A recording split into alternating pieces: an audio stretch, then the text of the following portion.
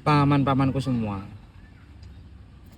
kalau paman-pamanku mengamati ya toh paman, pada sebuah RC Adventure, kenapa kok dinamo yang sekecil ini ya toh paman bisa menggerakkan RC dengan bobot hingga 3 kilogram, 4 kilogram, 5 kilogram paman.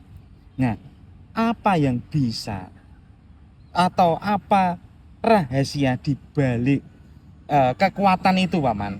Kenapa kok motor ini ya teman, motor ini bisa menggerakkan RC seberat itu paman? Nah, jawabannya paman ya ada pada ini paman, gearbox. Nah iki paman, jawabannya ada pada gearbox RC ini paman. Nah, kalau paman-pamanku eh, bertanya-tanya gearbox itu apa, gampangnya gini paman. Jadi gearbox itu kalau paman-pamanku membayangkan ya paman, sepeda. Nah, sepeda itu kan ada gearnya paman, gear depan, gear belakang. Nah, gear belakangnya itu adalah gearboxnya paman. Gear depan belakangnya itu bukan gear belakang itu paman. Gear depan belakangnya itu ya gearboxnya itu paman. Jadi kalau membayangkan pada sebuah roda ya, sistem roda itu giginya itu paman, giginya paman, gigi depan belakangnya itu ya itu gearboxnya. Jadi fungsinya itu mengubah putaran motor menjadi ya putaran motor ini paman, mengubah putaran motor menjadi gerakan yang lebih kuat atau lebih cepat. Nah, itu dia paman fungsinya gearbox. Atau dengan kata lain paman, gearbox itu mengatur kecepatan dan tenaga yang dihasilkan motor agar bisa menggerakkan roda-roda pada RC kita paman. Nah, kalau paman-pamanku bertanya ya toh, sepenting apa atau gearbox itu? Nah, ya pasti penting paman, dia toh tidak mungkin dinamo ini atau motor ini motor ya paman, motor ini langsung menggerakkan ban dan bisa membuat RC itu maju dengan bobot RC yang berat paman ya toh 3 kilo, ano semuti paman, 3 kilo 4 kilo ya paman, digerakkan hanya dengan motor ini paman. Sedangkan yang pinionnya kan ya udah gede-gede banget paman. Nah, sepenting apakah gearbox itu? Penting paman. Yang pertama, gearbox itu paman ya toh, gearbox itu waduh ludak ya paman sih. Gearbox itu mengatur kecepatan. Yang pertama itu gearbox adalah mengatur tiba paman, mengatur kecepatan pada sebuah RC ini anak putar teman. Nah, ini muter ces muter ini teman. Nah, jadi gearbox itu mengatur kecepatan, memungkinkan kita menyesuaikan kecepatan RC kita ya paman, sesuai dengan medan yang akan dilalui paman. Kalau paman-pamanku ya toh pengen ngebut di jalan lurus, tinggal gas aja ya toh paman. Atau pengen pas truknya naik-naik seperti ini mana, naik-naik model-model gitu. Nah, ini gearbox itu berperan penting dalam hal truk yang akan dilalui paman. Terus paman, kemudian yang kedua, memberikan tenaga paman.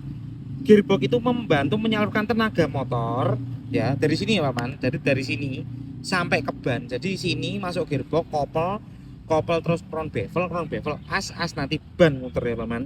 Nah, gearbox itu membantu menyalurkan tenaga motor agar bisa mengatasi berbagai rintangan paman, seperti tanjakan ya teman, tanjakan gini ya teman, tanjakan naik-naik, terus trek yang tidak rata, bebatuan, terus lumpur paman. Nah seperti itu paman. Jadi fungsinya gearbox. Yang ketiga paman, fungsi gearbox itu adalah melindungi motor. Melindungi yang seperti apa paman? Nah, melindungi yang ini paman, dengan menyalurkan tenaga paman secara merata ya paman. Gearbox juga membantu melindungi motor dari kerusakan. Nah, ini motor kan di tengah toh paman ya toh, tidak mungkin motor itu bisa menggerakkan keempat rodanya atau dua poros kan depan belakang teman. Ban itu depan belakang poros, garden dua poros teman. Nah, tidak mungkin satu motor ini bisa menggerakkan keempatnya paman ya toh, kalau tidak dengan gearbox. Nah, gearbox ini yang membantu motor untuk mendistribusikan tenaga ke gardan depan dan belakang secara merata paman. Jadi motornya itu tidak rontok paman. Nah ini saya di sini ada servo 2 ya paman. Nah nanti ini tak jelaskan kenapa servo ini tak bawa dalam penjelasan gearbox ini paman. Nah terus paman, berikutnya jenis-jenis gearbox itu ada beberapa paman. Ya toh paman, secara umum ada 2 jenis gearbox paman, ya toh, dalam RC Adventure. Yang pertama gearbox single speed.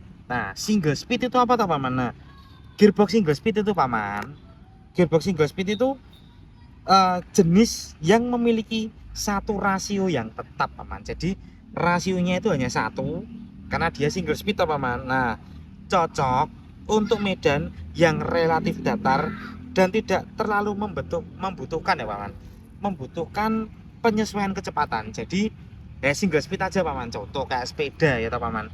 Kalau pamanku bersepeda ya toh paman, nggak perlu ngoper-ngoper, nggak perlu gigi belakangi itu namanya sepeda itu sprocket tuh paman. Sprocketnya itu kan belakang, ada sing single speed, ada sing 7 speed atau 8 speed atau selebihnya ya paman. Nah itu fungsinya kalau dia single speed atau biasanya ya paman, biasanya kalau sepeda itu sepeda ontel itu sepeda fiksi paman ya toh, itu gearnya 1. Nah, itu kan cocok banget untuk medan perkotaan yang datar-datar naik tipis-tipis. Nah seperti itu paman. RC itu kalau single speed ya paman itu cocok atau bisa digunakan pada medan yang relatif datar saja paman. Jadi rata, mungkin naik tipis-tipis ya paman, atau trek batunya tidak begitu ekstrim. Nah itu single speed cocok paman, itu sangat cocok. Nah terus paman, yang kedua yaitu gearbox multi speed. Nah multi speed itu, multi itu lebih dari 1 ya paman, entah 2 entah 3, tapi rata-rata biasanya 2 ya paman. Nah gearbox ini paman memiliki beberapa pilihan gigi sehingga kita bisa mengatur kecepatan sesuai kebutuhan. Cocok untuk medan yang bervariasi ya teman, medan datar, tanjakan, turunan, atau trek-trek batu, buger dan lain sebagainya paman. Nah untuk RC Banderas ini paman, RC ini dilengkapi bukan dilengkapi, gearboxnya ini mengaplikasikan yang multi speed paman, atau biasanya nyebutnya dual speed. Nah kok bisa dual speed? Nah dari mana dual speednya? Ya dari dalam ini. Gearbox ini kan kumpulan gigi-gigi rasio toh paman. Jadi di sini dibuat bisa dual speed paman. Kecepatannya itu 2 dari sini paman. Nah dikokang dari sini paman. Ini mak cetek-cetek gitu ya paman. Nah ini dari sini. Ah ini loh paman, dari sini sih. Oke. Nah, single speed, dual speed, dari situ paman. Jadi pergerakannya dari ini, dari tongkat ini paman. Tongkat ini nanti digerakkan oleh servo ini paman. Nah ini servo ini digerakkan oleh servo dual speednya paman. Nah dudukannya lali paman, tak bongkar malah tak lali, tak pasang ini tuh di sini ya paman.